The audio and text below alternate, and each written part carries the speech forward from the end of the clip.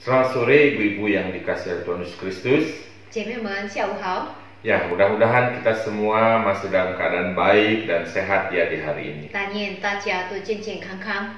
Dan mari kita akan memulai ibadah kita. Kita akan mulai dengan pujian Hanya dekat Allah saja aku tenang. 我们将开始我们的聚会，以诗歌只单单靠近上帝。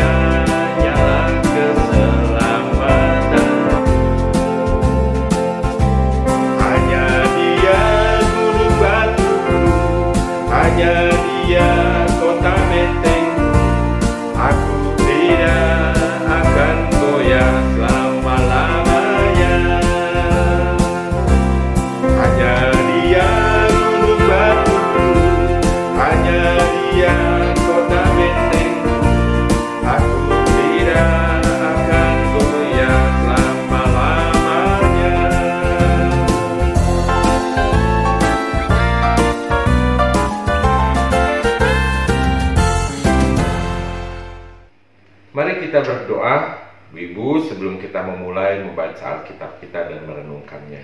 还没先听神话之前，我们低头祷告。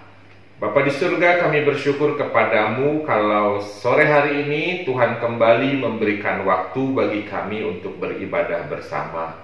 Kiranya Tuhan yang memberkati kami supaya kami bisa menikmati ibadah kami, sekalipun terus dalam keadaan online, tetapi sungguh-sungguh kami bisa beribadah kepada Tuhan dengan baik. Kami sudah memuji Tuhan, dan sekarang kami mau membuka Alkitab kami mau belajar melalui firman-Mu. Tuhan yang menolong kami, mengurapi kami semua, baik hamba-Mu berdua yang menyampaikan dan menerjemahkan, maupun semua kami yang mengikuti ibadah ini dari rumah kami masing-masing. Berkatilah ya Tuhan supaya firman-Mu bisa kami mengerti dan kami bisa melakukannya dalam kehidupan kami. Terima kasih Tuhan, kami menyerahkan waktu ini sepenuhnya ke dalam tangan-Mu, dalam nama Yesus kami berdoa. Amin. Amin. Nah, ibu-ibu sekalian, kita akan sama-sama hari ini memikirkan satu bagian firman Tuhan. 今天我们要思考一段的圣经。 Dan karena minggu ini kita sudah memasuki masa Prapaskah yang kelima. 我们已经进入了耶稣受难节的第五周。 Artinya kita sudah semakin dekat ke Jumat Agung, masa penghayatan Tuhan Yesus menderita di atas kayu salib. 意味着我们要庆祝，或是我们要纪念耶稣受难节。 Lalu setelah kita memperingati Jumat Agung, lalu kita akan merayakan kemenangan atas dosa, yaitu Paskah. 之后我们纪念了耶稣的受难节，我们就进入了耶稣的复活。 Oleh karena itu kita sama-sama akan memikirkan satu tema hari ini, yaitu membangun relasi dengan Allah di masa yang sulit. 今天我们要思考的主题就是与上帝建立好的关系，就是在艰难的时刻与上帝建立好的关系。 Ada dua bagian firman Tuhan yang saya ingin bacakan untuk ibu-ibu sekalian. 我们将读两处的经文。 Lukas 23 ayat 34 mengatakan, "Ya Bapa, ampunilah mereka, sebab mereka tidak tahu apa yang mereka perbuat." 路加福音23章第34节，父啊，赦免他们，因为他们所做的，他们不晓得。 Lalu kita melompat ke ayat yang 46, di situ dikatakan, ya Bapa, ke dalam tanganmu kuserahkan nyawaku. 接下来就是46节，父啊，我将我的灵魂交在你手里。 Ya, ibu-ibu sekalian, kalau kita pikirkan sama-sama tentang tema kita hari ini, 如果我们思考今天的主题， membangun relasi dengan Allah di masa yang sulit. 在艰难的时刻建立美好，与上帝建立美好的关系。 Ini adalah satu hal yang sangat mudah sekali dan sering kali kita lakukan. 其实我们已经经常做过了。 Kita paling gampang di masa sulit kita, di masa kita susah membangun relasi dengan Tuhan. 我们在艰难的时刻呢，我们与上帝建立美好的关系。 Hampir setiap ada masalah kita pasti dekat sama Tuhan. 因为在我们每次面对的问题，让我们亲近上帝。 Coba aja kita uji ya. 比方说， Bukankah waktu kita punya masalah, waktu kita susah, waktu kita kesulitan hidup dan lain semuanya, 当我们在生活上面对挑战问题的时候，艰难的时候，我们就必寻求上帝。 waktu keadaan yang demikian itulah kita bela-belain tuh sampai berdoa, kita sampai nangis-nangis berdoanya. 在这么艰难的情形，让我们来到上帝面前祈求祷告。 Kalau ada kebaktian doa, biar subuh pun kita datengin. 甚至于这个晨祷，我们都去参加。 Kalau ada KKR di mana kita datang, kita ikuti. 有培灵会，有复兴会，我们也参加。 Bahkan kalau disuruh puasa sekalipun ya, kita doa puasa, kita ikutin, kita lakukan. 甚至于我们还迫切的在禁食祷告中。 Itu terjadi kalau kita ada masalah, kalau kita ada kesulitan. 这样的态度呢，是因为我们面对了艰难的问题。 Coba sebaliknya, kalau kita lagi bahagia, kita lagi senang, mungkin hidup kita atau kita biasa-biasa saja lah. 相反的，如果我们都在顺利当中，也许我们不会这样做。 Kadang kita lupa ya, dan bahkan kita mungkin alpa tidak melakukannya. 也许在这个安全当中，我们就不会寻找上帝。 Ya kan, kalau hidup kita biasa-biasa saja ya, bangun tidur, kerja, lalu beraktivitas, lalu malam tidur lagi. 我们就如平常一样，早上起来工作，然后晚上再睡觉。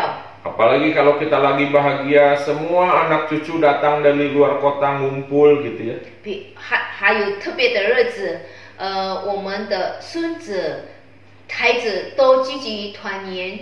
Sampai malam kita ngumpul sama anak-anak, sama cucu yang jarang sekali kita bertemu. 因为只有久久一次回来在家中聚集，我们就很幸福。 Lalu malam kita kelelahan dan tidur, lupa doa tuh. 然后晚上我们就直接睡觉，不祷告了。 Padahal seharusnya ibu-ibu ya, di masa senang kita bersyukur kepada Tuhan. 应该呢，在幸福当中，我们向神感恩。 Apalagi ketika kita menghadapi kesulitan, ketika kita menghadapi masalah. 那当我们面对问题的时候，在艰难当中的时候，我们就迫切的祷告。 Maka seharusnya kita semakin tekun lagi mendekat kepada Tuhan. 就让我们更加亲近上帝。 Nah, ibu-ibu sekalian, Tuhan Yesus ternyata pernah memberikan teladan yang penting bagi kita berkenaan dengan hal ini. 我们的主耶稣也立给我们这样的榜样。 Kalau kita perhatikan dalam kitab Injil, 刚才我们读的这个经文，或是特别在福音书， Tuhan Yesus selalu membangun relasi dengan Bapaknya dalam segala keadaan. 主耶稣都是一直不断的与天父建立关系。 Waktu hari biasa gitu dia jalani dengan biasa. 在平常的日常生活， Waktu mau mulai pelayanan, 开始他的侍奉， waktu selesai pelayanan atau apapun keadaannya, 在他结束他的侍奉， Tuhan Yesus selalu membangun relasi dengan Bapaknya melalui doa-doa pribadinya. 主耶稣一定以他的祷告来与天父建立关系。 Apalagi di waktu-waktu seperti yang kita peringati sekarang, waktu masa penderitaannya. 特别也给我们榜样，就是他在建立这个受难的日子的时候，耶稣也亲近上帝。 Ketika peristiwa Yesus akan disalibkan itu, 当耶稣将被钉十字架上， sudah sepanjang hari, sepanjang malam dia disiksa dan mengalami semua penderitaan itu. 他在整天都受这个欺压、受鞭伤、受击打。 Dalam segala penderitaannya itu, Yesus tetap membangun relasi dengan Bapanya di surga. 在这个受苦当中，耶稣仍然与天父建立关系。 Hal itu terlihat, ibu-ibu sekaliannya, dari satu peristiwa besar ketika Yesus hendak disalibkan itu. 刚才我们读的经文就是耶稣在十字架上的祷告。 Kalau sekarang kita kenal dengan peristiwa 7 perkataan salib. 我们所认识的就是在十字架上的7句话。 Saya tidak akan bahas semua 7-7-nya ya. 呀，我们今天没有讨论7句话。 Tapi mari kita perhatikan perkataan yang pertama dan perkataan yang ke-7-nya saja. 我们刚才读的就是第1句跟第7句。 Itu yang ayat-ayat yang kita baca tadi itu perkataan pertama dan yang ke-7. 刚才我们读的就是第1句跟第7句。 Perkataan pertama dikatakan, "Ya Bapa, ampunilah." 第1句或是第1元呢，就是天父赦免他们。 Sedangkan perkataan yang ke-7 juga Yesus mengatakan, "Ya Bapa, ke dalam tangan-Mu." 第7元的就是父啊，我交在你的手中。 Ibu-ibu, mari kita perhatikan keunikan ini. 我们注意这2句话， Dari 7 perkataan salib itu, 从十字架的7元， Tuhan Yesus memulainya dengan mengatakan, "Ya Bapa." 耶稣开始他的祷告，父啊。 Lalu dia pun mengakhirinya di kata yang ke-7 dengan kata-kata, "Ya Bapa." 第一言就是父啊开始，然后第7言也是以父啊为结束。 Itu dilakukan oleh Yesus dalam keadaan yang sangat susah loh.